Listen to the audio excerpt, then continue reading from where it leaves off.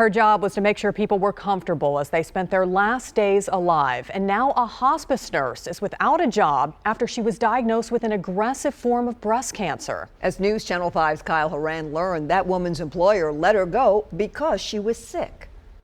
It's been hard road. Truer words probably never said about a disease as impactful as cancer.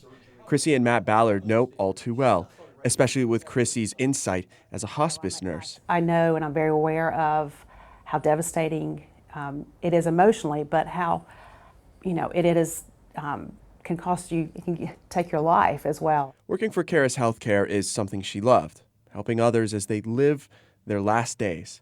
It was a job she loved, until she was fired for being sick 2 months after she was diagnosed with stage 2 breast cancer. They terminated her on the last day of June.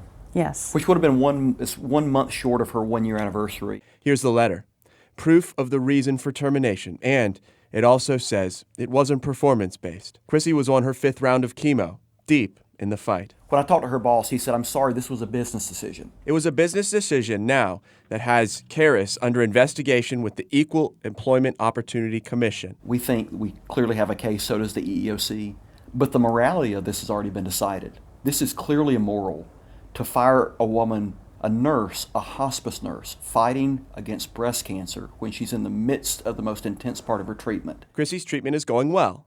She has radiation for the next 3 weeks, and a glimmer of hope. She says there are no signs of cancer after her surgery. I look at nurses that might come behind me, and I do not want to see any other nurse have to go through this, because when they get their cancer diagnosis and their company doesn't stand behind them, it is devastating. Kyle Horan, News Channel 5. Caris Healthcare says they cannot specifically comment on the details of this case. However, they strive to protect the rights of all of their employees, including when they're terminated.